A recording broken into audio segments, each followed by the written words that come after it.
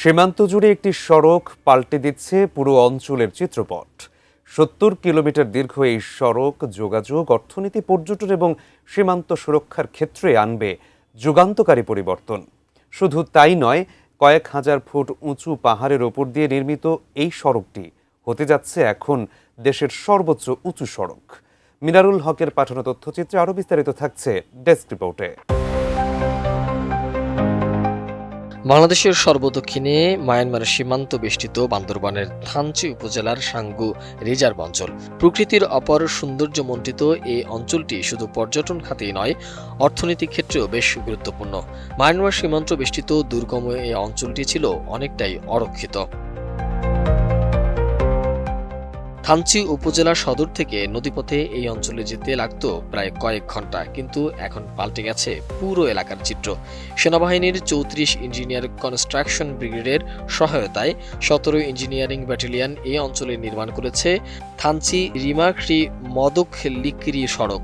এখন কয়েক ঘন্টার মধ্যেই সড়কপথে পৌঁছে যাওয়া যায় মায়ানমার সীমান্তের দুর্গম অঞ্চলগুলোতে। অন্যদিকে এই সীমান্ত সড়কটি দিয়ে থানচি থেকে আলীকদম হয়ে নাকখাইছড়ি কক্সবাজারে পৌঁছে যাবে পর্যটকরা। আমরা আশাবাদী এই যে সড়কের মাধ্যমে আমাদের গ্রামে এবং মানুষের কল্যাণ হবে।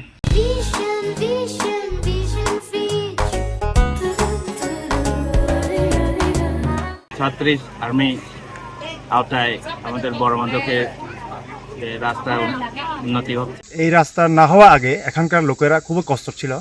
এই রাস্তা হওয়ার পরে এখানকার লোকেরা জীবন মান উন্নয়ন এবং এই তমতঙ্গি হওয়ার পরে বিশ্বের একটি ট্যুরিজম স্পট বলে সবাই চোখে এখন তমতঙ্গি দিকে। দুর্গম এলাকা আগে ছিল খুব কষ্ট আছে, আমরা পাহাড়িরা এখন ছিল খুব সুযোগ সুবিধা আছে। কেন সুযোগ সুবিধা?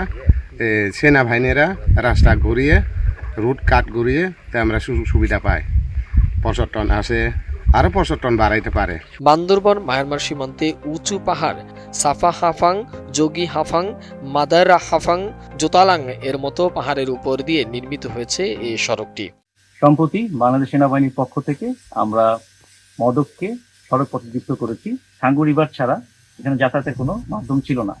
সম্প্রতি সেনাবাহিনী এই রাস্তাটি করে দেয় মদকবাসী অত্যন্ত আনন্দিত এবং তারা তাদের দৈনন্দিন যে ব্যবহার্য জিনিসপত্র, ব্যবসা বাণিজ্যের যে জিনিসপত্র, তাদের চিকিৎসা, শিক্ষা ইত্যাদি কাজে এই রাস্তাটা এখন ব্যবহার করতে পারবে। Desk report, ATN news.